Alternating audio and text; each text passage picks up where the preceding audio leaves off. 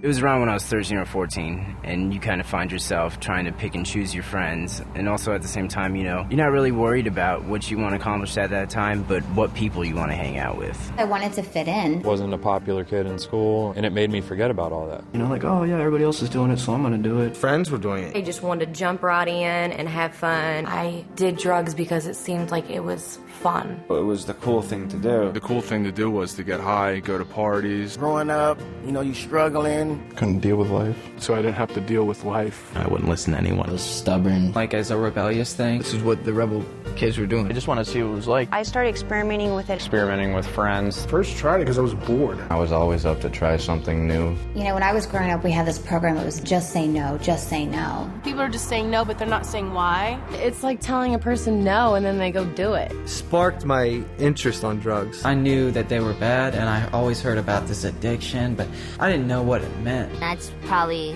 the number one reason why I did drugs in the first place. I just didn't know.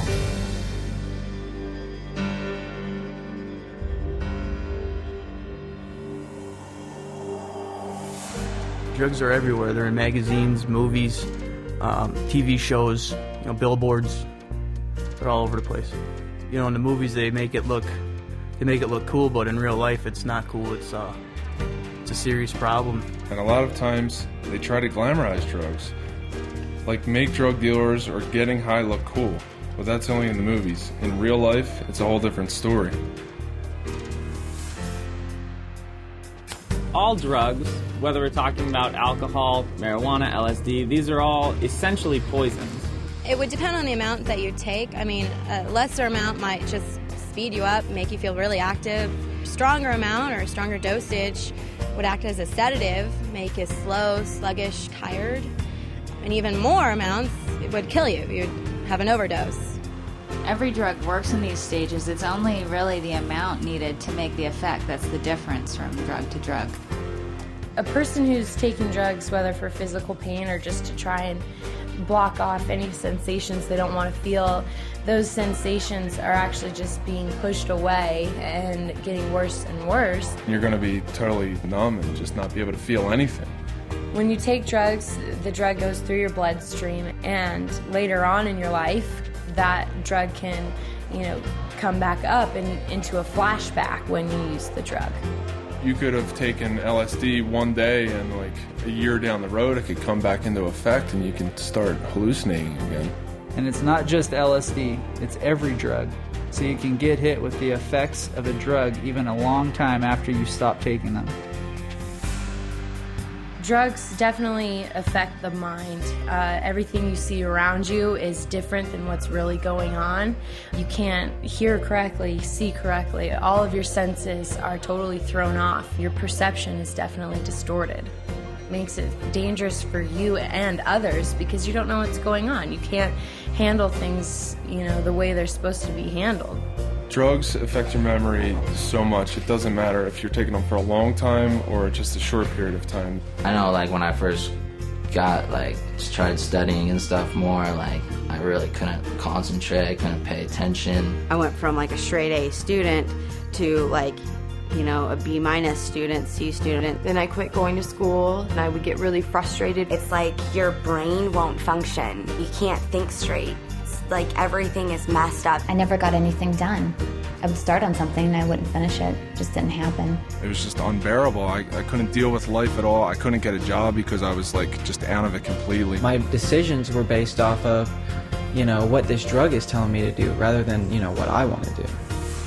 I got them from friends in school. 2 friends. A friend of mine. My older brother's friends. Bunch of girlfriends. Boyfriend. Ex-boyfriend. Older guy. My dad. My cousin. My brother. My older sister. Older kids. My buddy just said, you know, you can do it every once in a while, it'll be no problem. Told us it was going to be the best thing we've ever done. You can do it once, you'll be fine. It's not going to hurt you, really. It's just a little pick-me-up. You can't get addicted to it. They said it's not something that you're going to be taking every day. It's just something that you can take when you want to have fun. Oh, this is going to be a fun time. It's a fun drug to be on. Makes you easier to talk to girls. And they said it'll bring you up. It's gonna make you feel different.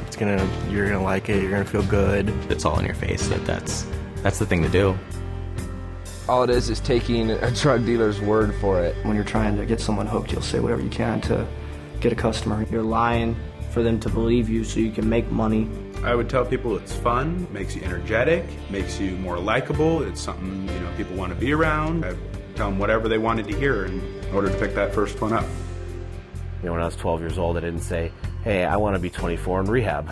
I never said that to myself.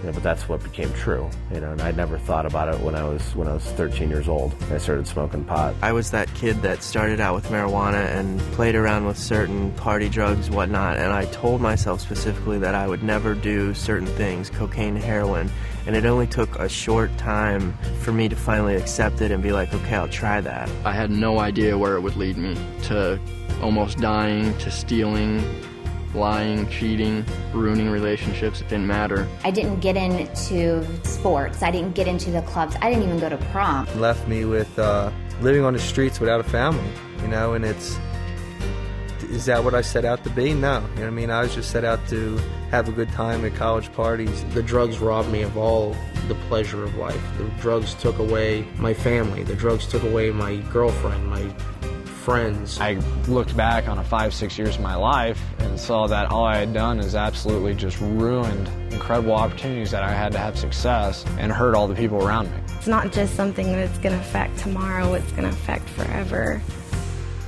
You don't have to find out everything for yourself. You don't have to find out what a car accident experience is like. Do yourself a favor.